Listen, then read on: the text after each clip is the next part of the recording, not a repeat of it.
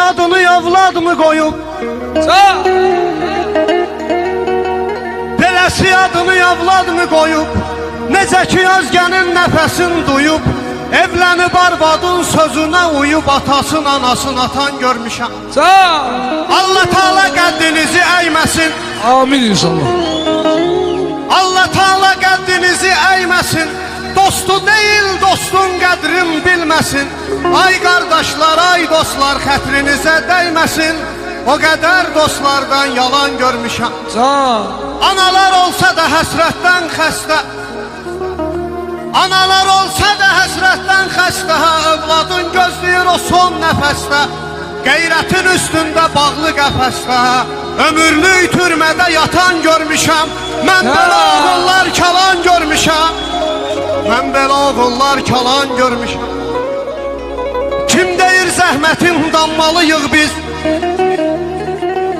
atanın oduna yanmalıyıq biz, onu yeryüzünün Allahı sanmalıyıq biz. Ey atasın qədrini bilməyən övlad, heç səni Allah da eyləməz imdad, heç səni Allah da eyləməz imdad. Eşq olsun. Necə ki özgənin qızın sevirsən, necə ki özgənin qızın sevirsən, öz doğma atana ağız əyirsən, evlənib özgəyə ata deyirsən, heç adama ata olar mı yad?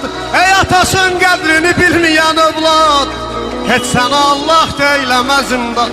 Günəşdə qapına saçanın yoxdur, dar gündə qapına qaçanın yoxdur, atan yox qapını açanın yoxdur. Demək ki xanən olubdur bərbad. Ey atasın qədrini bilməyən övlad, heç sənə Allah da eyləməz imdad. Allahın işinə qarışmıram mən, atasız dünya ilə barışmıram mən. Kiminsə dilindən danışmıram mən, mənim üçün başımın tacıdır ata. 100 qolluq desə də yüzünü yeşit, ondan məsləhətin düzünü yeşit, dur qolluğunda sözünü yeşit. Məşəd Kərbəlayı hacıdır ata, bizim üçün başımızın tacıdır ata. Buyur əmim, bağışla. Sağ ol, başına dönərəm.